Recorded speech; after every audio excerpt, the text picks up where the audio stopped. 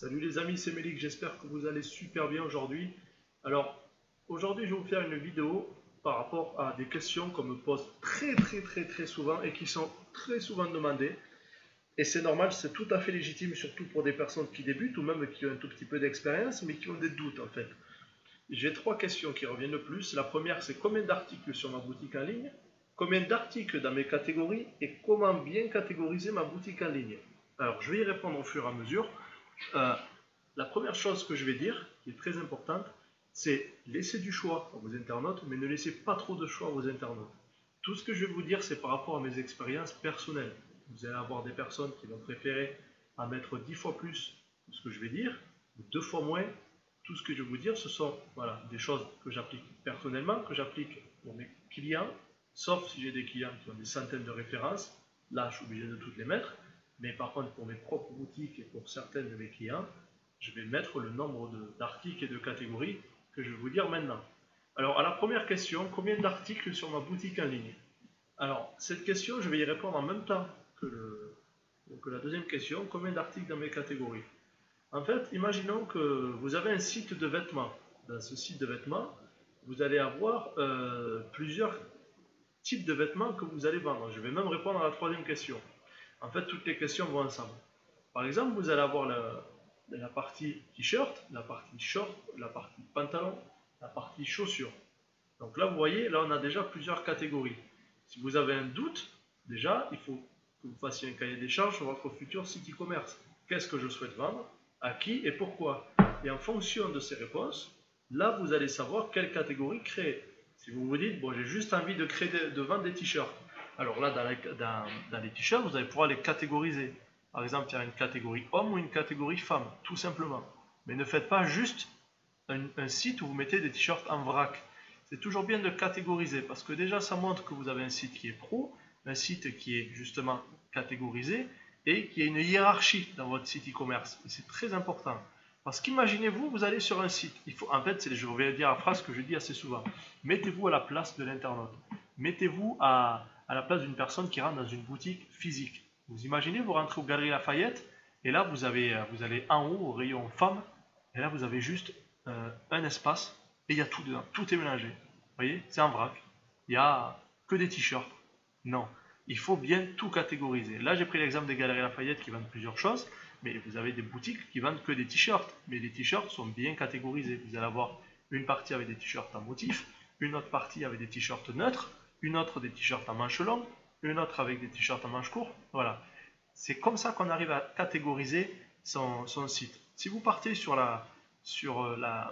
le secteur de la pêche, et bien là, tous les accessoires différents, bien vous allez pouvoir faire une catégorie pour chaque accessoire. Je ne m'y connais pas en pêche, c'est un exemple. Sinon, vous pouvez faire une catégorie canne, et dans cette catégorie, vous mettez des sous-catégories, etc., etc. À la question combien d'articles dans mes catégories et du coup combien d'articles sur ma boutique en ligne. Moi, ce que je conseille, tout simplement, c'est de mettre au minimum 9 articles et au maximum 20. Alors, je reviens par rapport à ce que j'ai dit tout à l'heure, c'est par rapport à ma propre expérience. Vous, après, si vous souhaitez en mettre 50, vous pouvez en mettre 50. Mais pourquoi j'en mets pas 50? Parce que vous laissez trop de choix à l'internaute. Et laisser trop de choix à l'internaute, c'est pas bon. Quand vous êtes devant un restaurant, quand vous regardez la carte, quand il y a trop de choix, des fois on n'a pas envie de rentrer. Et quand on a trop de choix, on hésite. Ça nous est déjà tous arrivé. On va dans un restaurant, il y a énormément de choix. Et le problème, c'est qu'on hésite entre 10 000 choses. Et des fois, quand on hésite, eh bien, on prend rien. Sur un site e-commerce, c'est pareil. N'oubliez pas que l'internaute, il faut toujours partir du fait que c'est un flemmard. L'internaute n'aime pas rester trop longtemps sur un site. Et c'est ce qu'on voit dans les statistiques. Si vous avez bien relié votre compte Analytics à votre site, vous allez voir que peu importe le site que vous avez, l'internaute ne va pas rester une demi-heure sur votre site. Sauf si vous êtes chez Discount ou Amazon où vous avez des millions de produits et que là vous laissez un choix tellement énorme à l'internaute avec tellement de catégories différentes qu'il peut aller se balader n'importe où. Alors si vous avez par exemple 5-6 catégories, je vous conseille de mettre minimum 9 articles, comme ça vous laissez déjà un peu de choix au client, et maximum 20. Moi personnellement, dans tous mes sites, je mets entre 9 et 12 articles. Je fais 3 lignes de 3 ou 4 lignes de 3, vous voyez, vous imaginez votre page catégorie, et vous avez 4 lignes de 3 ou 3 lignes de 3, ça fait une espèce de carré avec des produits, et je trouve que c'est entièrement suffisant, de 9 à 12 articles, c'est parfait, tout simplement.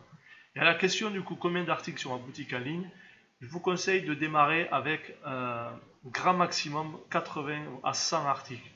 Parce que quand on dépasse les 100 articles, il y a un travail de gestion derrière. Certes, vous avez peut-être des outils d'automatisation des stocks. Dans le cas où vous faites du dropshipping, vous allez avoir Oberlo ou Dropify, je crois qu'il fait ça aussi, Dropify. Vous pouvez regarder les variations du prix, les quantités qui restent en stock.